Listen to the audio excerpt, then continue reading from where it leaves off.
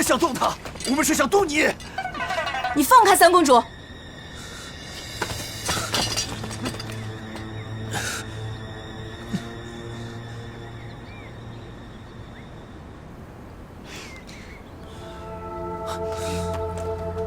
别哭啊，我这不好好的吗？对不起，都怪我。你再哭下去，我心急都要犯了。怎么可能？我偷的龙骨是真的。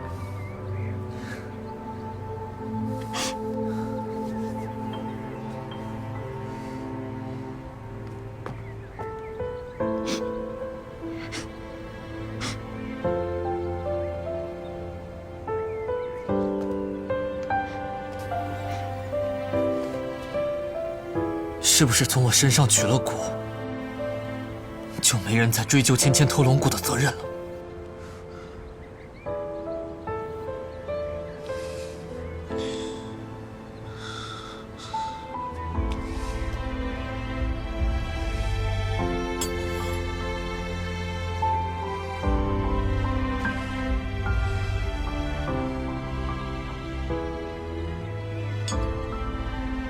动手吧！你疯了？失血过多，伤口感染，你会没命的呀！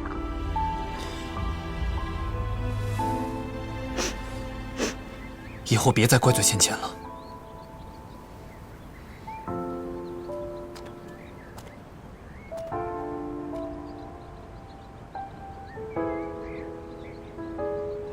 你为了芊芊，真的连命都不要？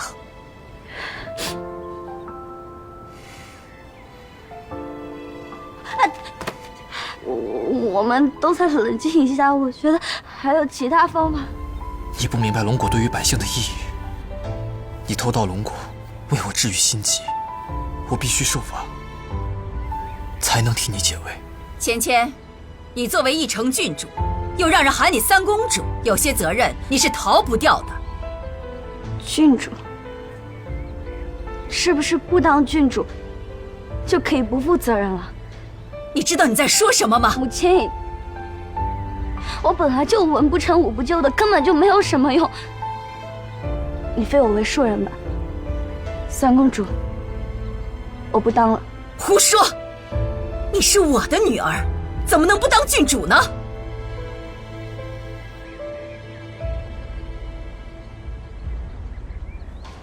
城主，看着三公主和韩少君情比金坚，若再这样僵持下去，恐怕三公主的境遇会更加难了。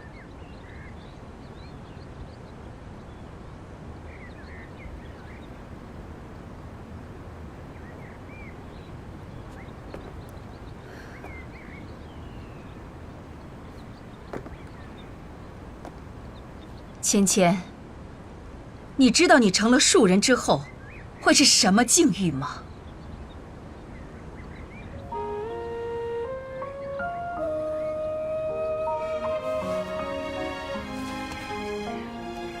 我有函数，我不怕。你这么信任我？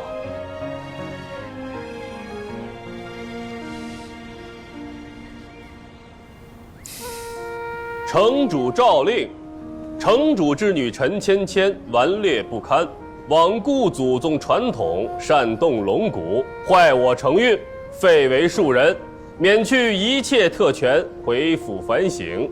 没有城主召见，不得擅自出府。这城主不是最宠爱三公主吗？怎么说废为庶人就废了？上来直接就废了，那咱们准备惩罚三公主的公文该怎么变呢？城主这是先下手为强呀！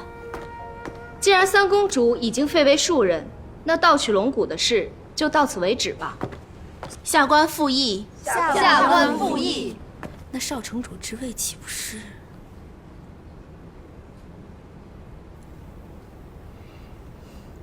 也好，都散了吧。